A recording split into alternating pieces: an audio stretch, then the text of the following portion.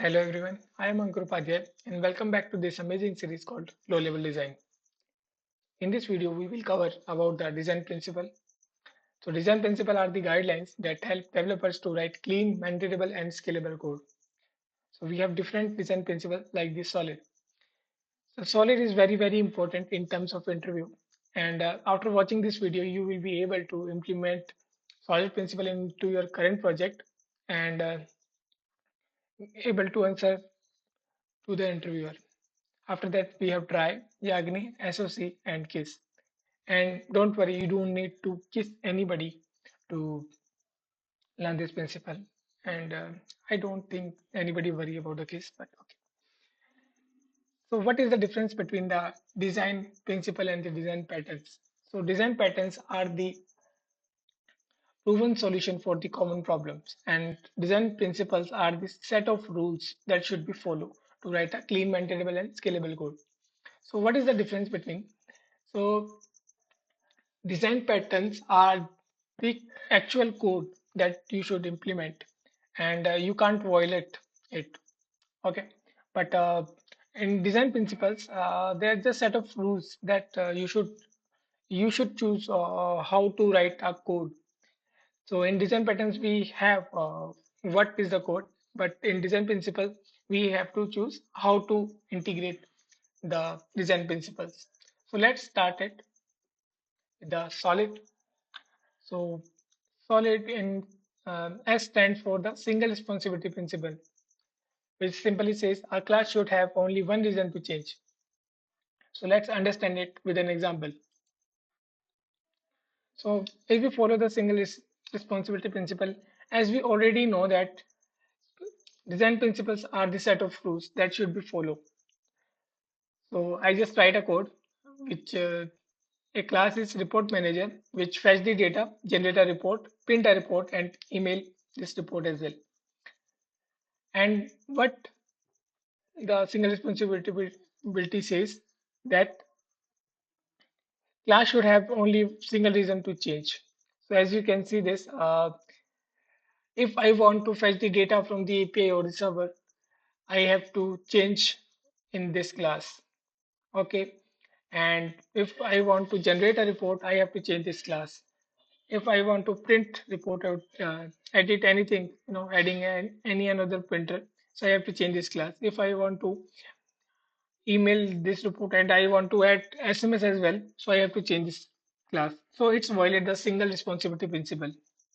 So how to write a code for this? So this is the actual code which follow the single responsibility principle. So there is a class which generating a report. There is another class which storing this file into the server, and there's another class which print the file. So if you want to add anything into it, like I want to store into the local server in place of the remote server, I just need to change this class. So this class have only single reason to change, like if I want to save the file into any place. So that's make your code more clean and feasible. So I hope you understand. But I want to make clear one thing that don't just try to create every single class for every single thing. It's totally up to your intelligence that how you integrate it. Like I give you an example. This is a code class, and it's just responsible to handle the UI components for a single screen. So this it has the different classes like the column, row, icon, text. So what I'm trying to say that it has only one reason to change. Like if I want to add any UI components in the particular screen, so it has only single reason to change. So I hope you understand it. Like we have different, like we have manager class, code manager test. So it has only single reason. If I want to test anything into the code manager, so I have to use it. And this is code manager. It has only single reason to change. Like if I want to get the data from the other sources, so we have to change this class. So I hope you understand. This is very simple rule. And let's come to the second rule, which is open close principle. O stands for the open close principle, which simply says software entities should be open for extension but closed for modification. Okay, let's see. If I say this example, we already looked this example into the strategy design pattern, which is very helpful. If you are not watching till now, so please go and watch. So in this example, it is follow the open close principle. Open class principle simply says classes are open for extension but closed for modification. So we have different different users like the regular premium and based upon that the customer we give the discount. So suppose we have the premium customer, we have a regular customer. So if I want to add the gold customer as well, okay. So what I have to do it, I have to modify the class. So what open close principle says that classes are open for extension but closed for modification. So uh, this violates the open close principle. So how we can practice the open close principle? So if you already know that this strategy design pattern, we have created a discount calculator and it's open for extension but closed for modification. Like as you can see this, we have discount calculator, and in this discount calculator we just pass the strategy, okay, without modifying this class. You can see this, I'm not modified this class. If I want to add any other type of customers, like you already see that I've deleted that gold customer and any premium customer, so I don't need to modify into this class. So this class is open for extension but closed for modification. So I don't need to modify into this class, but it's open for extension. If I want to add anything else, I can easily add into it. After that, we have list scope substitution principle. Okay, that which simply says if you replace a parent class with a child class, everything should still work fine. So which means child should be directly substitute of its parent. So let's see.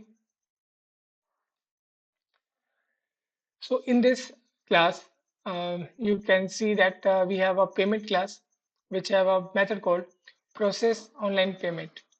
So payment is a parent class, and different classes are extended it. So card payment is a child of the payment class. UPI payment is a child of the payment class, and cash payment is a child of the payment class.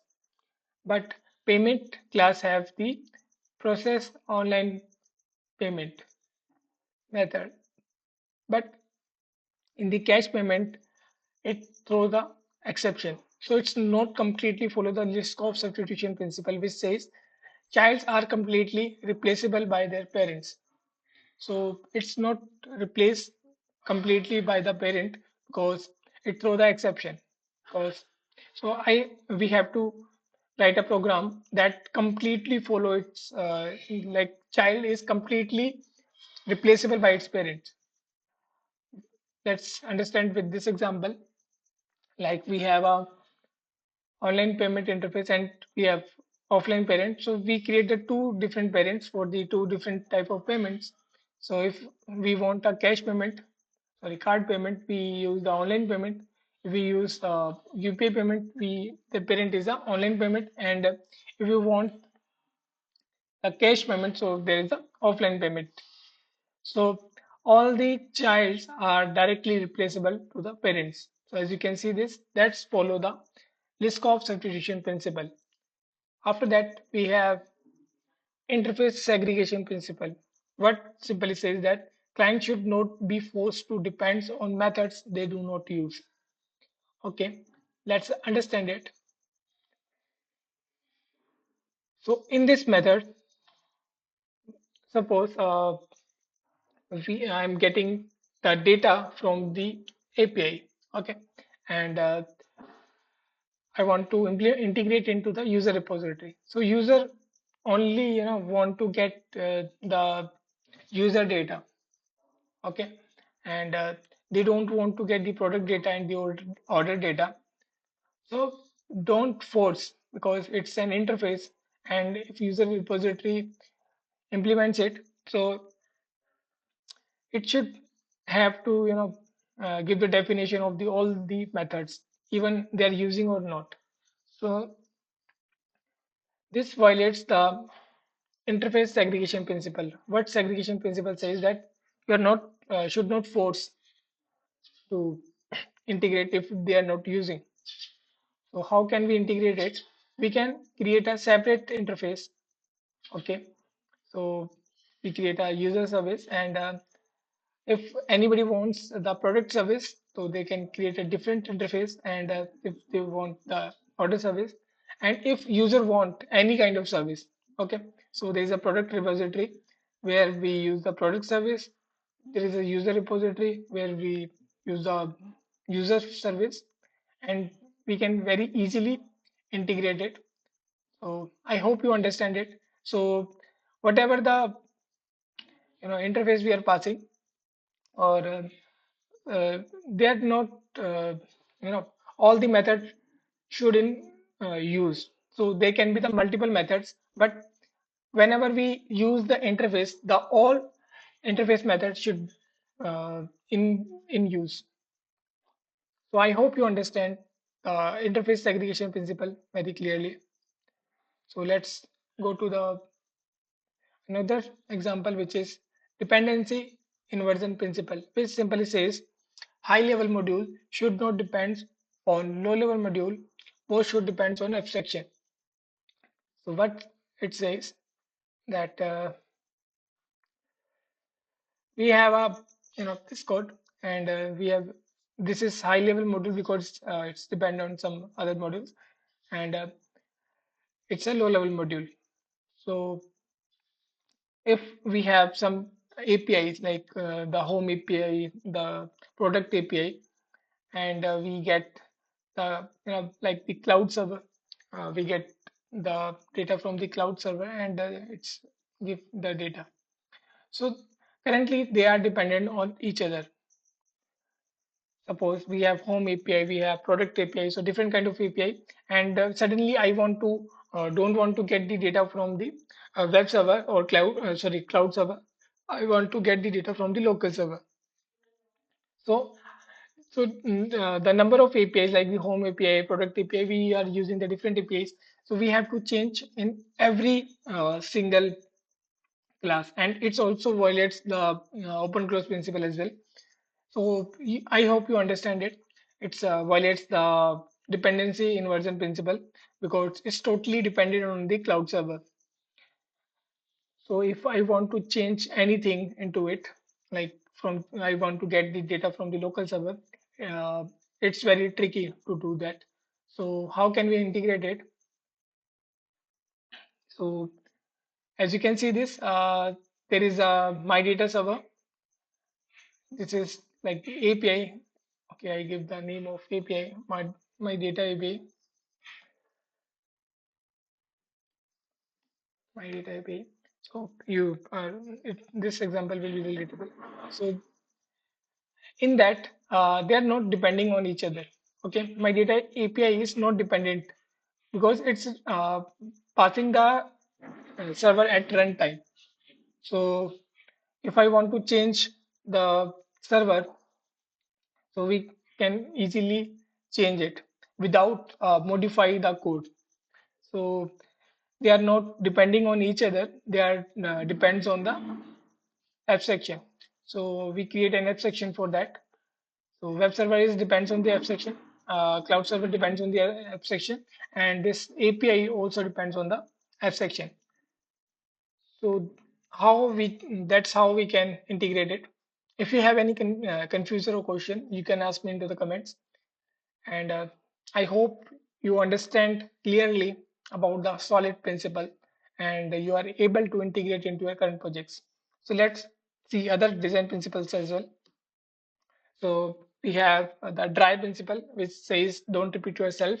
So if you copy paste the same code, multiple functions in the Kotlin, you are using it wrong. Not in Kotlin, but in any other languages.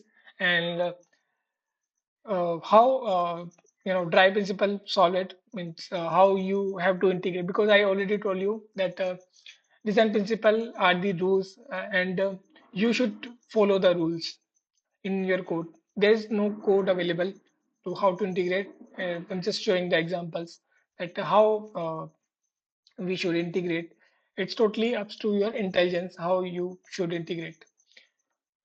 So we have a function called show welcome message, and if user is admin, we are print the message called welcome admin. You logged in that system, and if user type is user, we are just writing a code that welcome user, you logged in. So there is just a repeating code. If I want to add other type of user, like the customer or the different kind of user, I have to add one more line to this. So this is the repeatable code. How can we solve it? We are just writing a code where we take an argument and print that if user type is admin, then admin, and if else user. So it will automatically handle it without repeating the code. I hope you understand it. After that, we have you are not going to need it. Don't write it. So I have spent hours of writing a feature that you thought you would need, but actually not use it into your code. That's where the YAGNI principle comes, and I will show that exactly how to avoid waste of time. So suppose I'm just writing a code of view model where user get the live data, live changes, and I thought that there is a search query or there is a I need a sorted order which can be used, but that not need right now. So in place of writing extra code, I just write the code that actually needed right now. So if the both variables are not comes into use, I don't need to write it. And what we have to do, the only write the only code that will currently in used. Okay, you can write it if they come into the use, but don't write it if you think that in future they comes into use. After that, we have a separation of concern. Have you ever open a code file and felt like it's doing 10 different things, fetching data, updating UI, managing state in all the single place? So that's what happened when you ignore the single responsibility principle. Also the SoC, the separation of concern. So SoC means every class function or module should only focus on the one responsibility. That's it. And UI should care about only how data fetched. Repository should care about how it looks. As I already showed the example into the single responsibility principle in the solid. So it's same like that. As you can see this is our UI class in that I've also get the data and parse the data and show the data. So it follows up too many responsibilities. So what we have to do it, we have to create a separate section to for the different responsibilities. Like this class, we have this is UI class and this is view model class which communicate between the UI and the repository. And so there are some different sections that has the different responsibilities. So that's how we follow the separation of concern. If you are using the MVVM architecture, you listen the word of separation of concern. So that's how we can use it. And this is an example of MVVM as well. So after that, we have very important and very simple thing, which is keep it simple. So in this principle, the most system work best if they are kept simple. rather than made complicated. Simplicity should be a key to goal in design. So suppose I'm just writing a code like I'm checking user is adult or not. So if user is equals to 18 or over the 18, so it will return true, otherwise return false. So this code can be written into the single line, so don't complicate it. So that's how we integrate the design principle. So thank you so much for your time and have a great day. If you have any confusion or any doubts, you can ask me into the comments.